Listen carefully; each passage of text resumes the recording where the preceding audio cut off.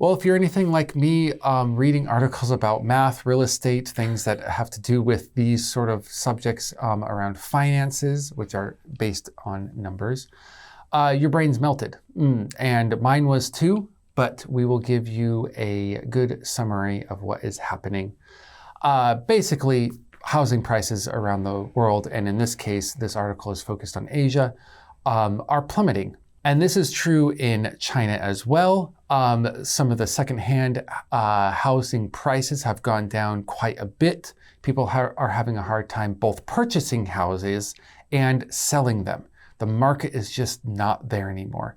Either people aren't making enough money, they're not getting the loans they need, they're not having the interest, or the interest rate is too high for them. People are moving out. People are saying that they're going to be renting forever instead. Whatever reason it is, these housing prices and the real estate market in general are taking a large tumble. That's true for Korea as well. We can see housing prices skyrocketing, but also the resale value not being so good and very difficult to actually sell anything. This has led to some creative ad choices by some companies, real estate companies. One of them is, or was until they were fined, possibly as a joke, but maybe not, saying that if you bought a house from them, they would find you a wife. Buy a house, get a wife. Another company decided to give you a free certain size of gold nugget if you bought a house. In Korea, they were offering anything from discounts, which is quite normal, to luxury cars. I assume the house must be extremely expensive to get a luxury car with it, unless the luxury car is like a Ford Mustang. Wow, like define luxury. Luxury. Yeah. Anyways, but there have been more practical ways.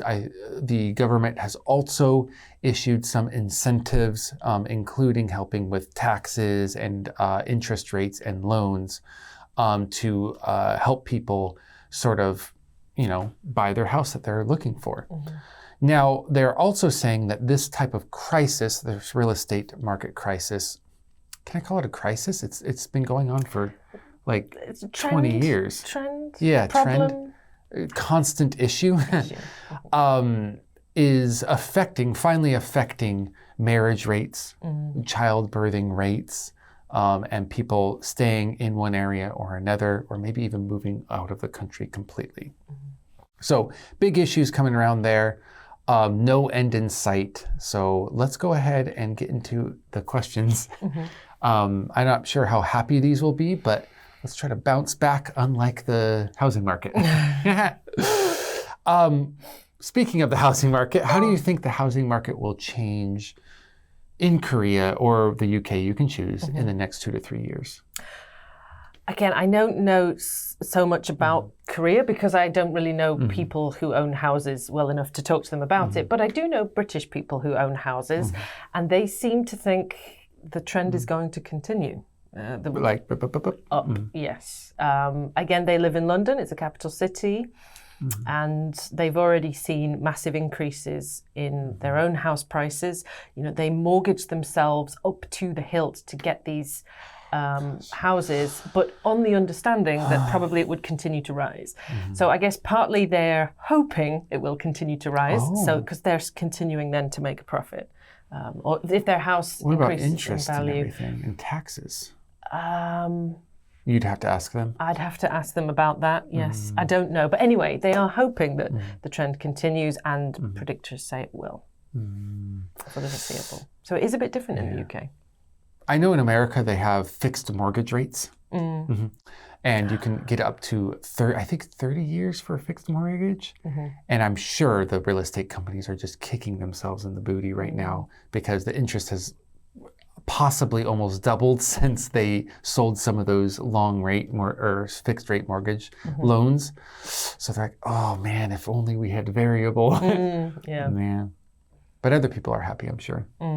Yeah, and again, with those fixed rate ones, they're more likely to give it to you if you put a bigger deposit down. And you need money. You need seed money. yes, seed money. Yeah. Helps if you got rich parents. Yeah, to say the least. Yeah, it's yeah. Or a good job, or even a good job these days is almost not enough. Now, speaking of South Korea directly, do you think that this sort of housing market is affecting marriage and childbirth rates? Definitely. I do think in the same way, but more so than any country that I'm familiar with, Koreans really do want to get married first and then buy the house. But I really think your average British person is not bothered. Am I married? Am I unmarried? It's all just about money. Me and my girlfriend, we will put our cash together to try and buy that house if it's possible. Whether we're married or not is not really going to change our decision, perhaps. Yeah. Whereas I think it really does change people's decisions here in Korea. There's like an expectation that you need a house for marriage, period. Yeah. Without that, then what is the marriage worth? Kind of thing. Yeah, so it's directly affecting, I think. Obviously, since we see the marriage rate dropping and the birth rate the lowest in the world, I believe now. Wow. But on the birth rate, I think, yes, then if the having kids thing, if you don't own your own home, I think then perhaps British pairs of people, whether they be married or unmarried, would think twice perhaps about a kid without that stability of the house. That's true. So it does contribute, I think, to the birth rate, but not the marriage rate. Yeah. I mean, I'm not contributing to the birth rate either, so. Me neither. We are nurturing you guys instead. I was about to say you are our children, but I realized how weird that sounded. That's too far. Yeah. They're not our kids. We are nurturing. If you say they're our kids and they ask us for money, it's all no. Oh my gosh. You're not our kids. Yeah, no. I can't afford kids. It's one of the reasons I don't have them. Yes, it's not that we don't love you. It's just that we can't afford you. Exactly. Well, sorry to put a damper on your hopes for the Lunar New Year next year. But to perk your spirits back up, go down to the vocabulary below and look through it and see what you can use in your everyday life. And we'll see you next time. Bye.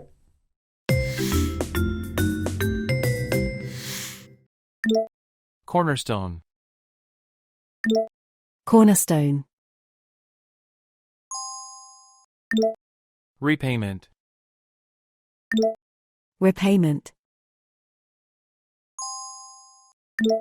Default. Default. Quirky. Quirky. Coax. Coax.